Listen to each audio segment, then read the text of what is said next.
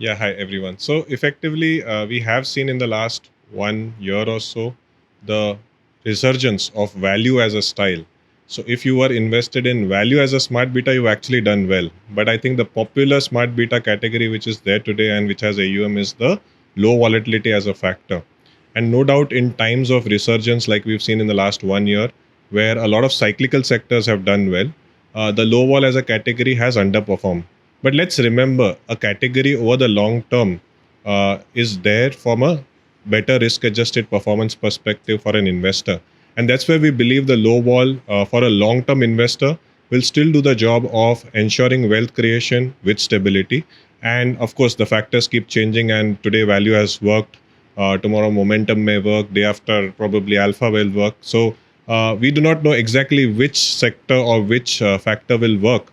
But what we know is that if an investor sticks to an investment plan in which low vol or value will be one of the factors which through which the portfolio is created, in the long run, it will generate wealth with probably lesser volatility, which is good for the investors, is what we believe.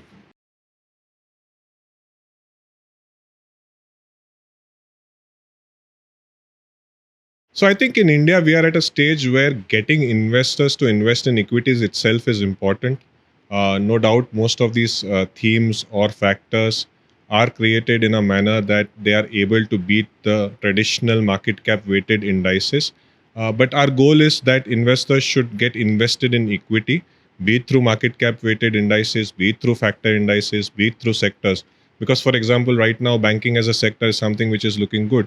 We would say that, okay, can you add banking to a sector through the ETF fund route? The answer is yes. So it is essentially getting investors invested in equity, because as we all know, in India, the equity as a percentage of overall investments or investable surplus of investors is less than 5%.